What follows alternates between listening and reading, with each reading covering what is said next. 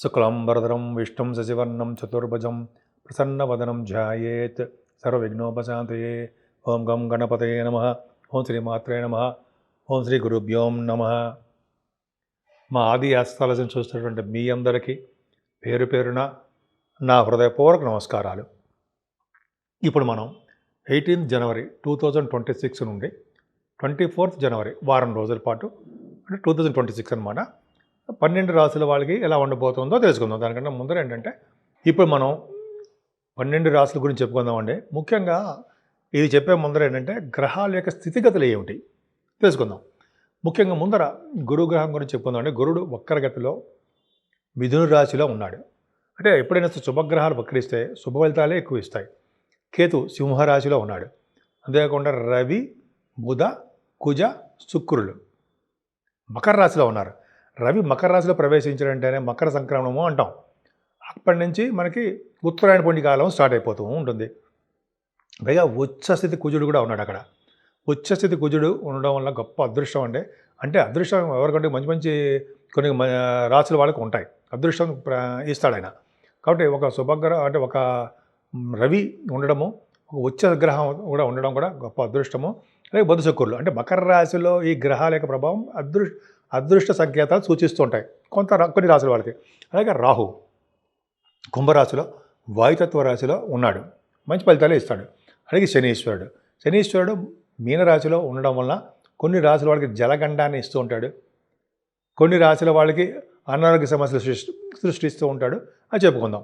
So ఇవన్నీ గ్రహస్థితులు అంటే 9 గ్రహాలకి ఉన్నటువంటి పొజిషన్స్ చెప్పాను.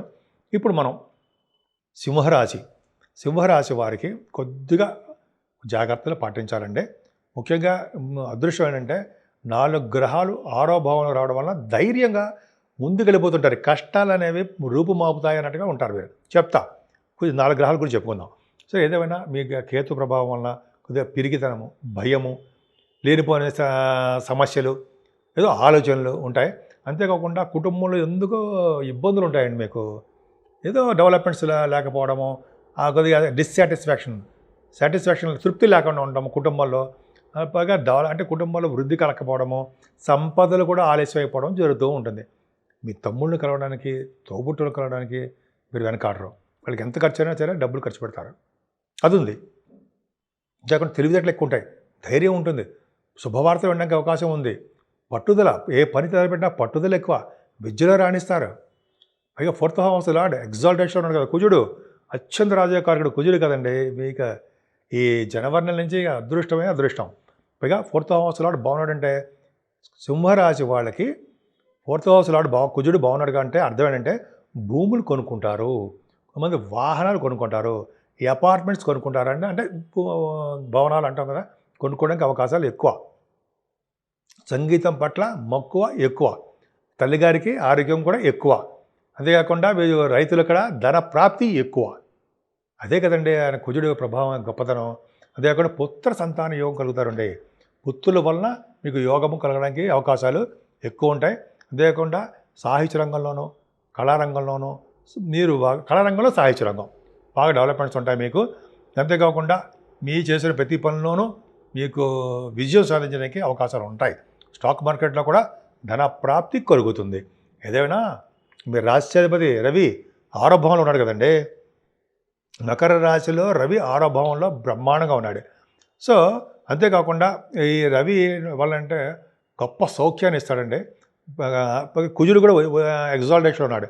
రవి కుజులు కాంబినేషన్ వల్ల ఏమవుతుందంటే వాళ్ళు ప్రతి పనులను ముందంజలో ఉండడము, ప్రతి పని సక్సెస్ చేయడము, స్పోర్ట్స్లో బాగా రాణిస్తారు. మీరు 6వ భావంలో ఉన్నారంటే, 6వ భావంలో రవి కుజులు ఉన్నారంటే స్పోర్ట్స్.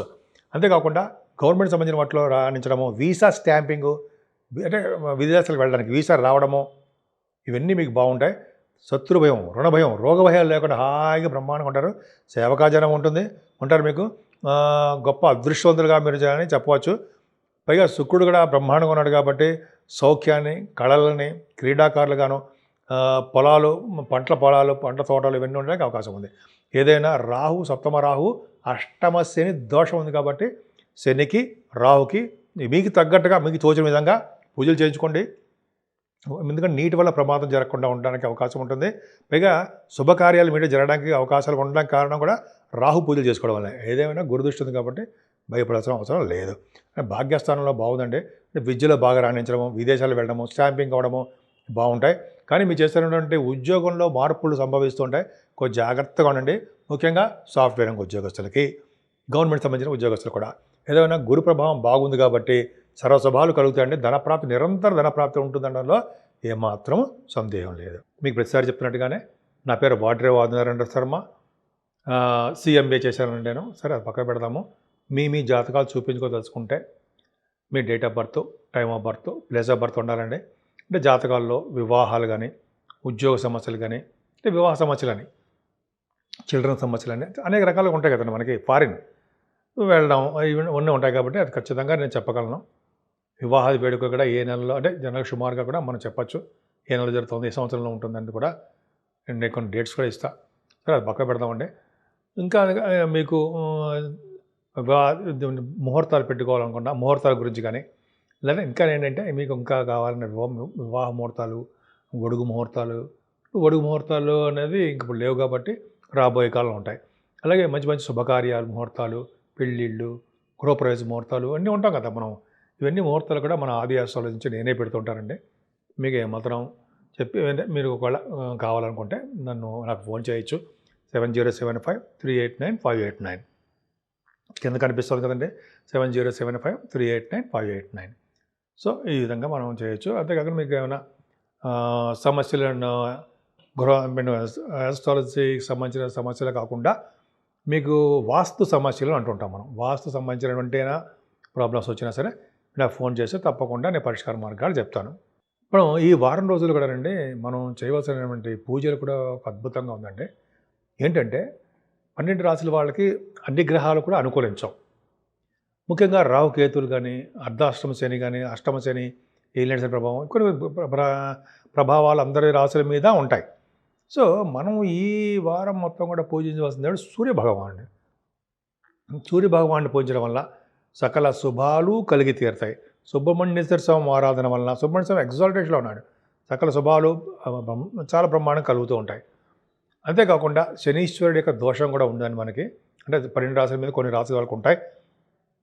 వాళ్ళకి ఆ దోషాల పరిహారం అవ్వాలంటే 7 శనివారాల పాటు శనీశ్వరుని తైలాభిషేకాలు చేయించుకోవడము, అలాగే వెంకటేశ్వర స్వామి ఆరాధన, అఖండ దీపారాధన వెంకటేశ్వర స్వామి వారి దగ్గర, అంతేకాకుండా ఆంజనేయ స్వామి వారిని దీపారాధన చేయడం వల్ల సకల శుభాలు కలుగుతాయి, అందులో డౌట్ లేదు.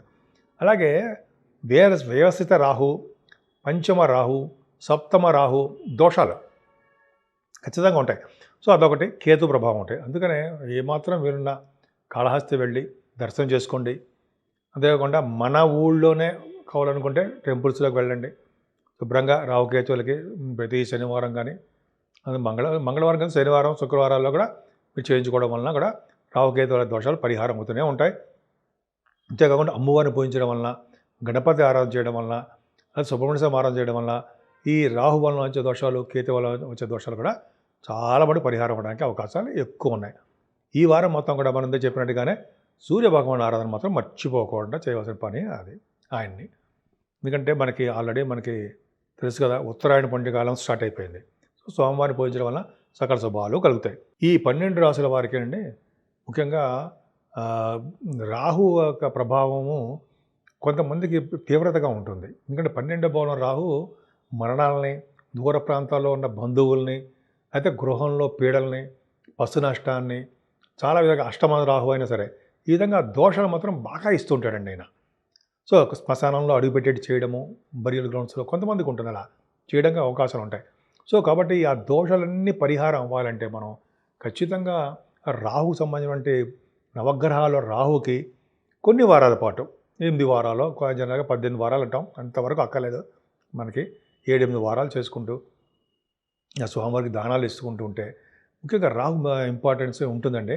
అందుకనే రాహు పూజ చేసుకున్న తర్వాత ఆయనకి శివాభిషేకాలు చేసుకోవడం వల్ల సకల శుభాలు కలుగుతాయి. రాహు ప్రాణం నిలబెట్టడంలోనూ మునగాడు ఆయన. మంచి ఆయుర్దాయం ఇవ్వాలన్నా, మరణం నుంచి వెనక్కి తీసుకురావాలన్నా కూడా రాహు మంచి శనికంట బలవంతుడు.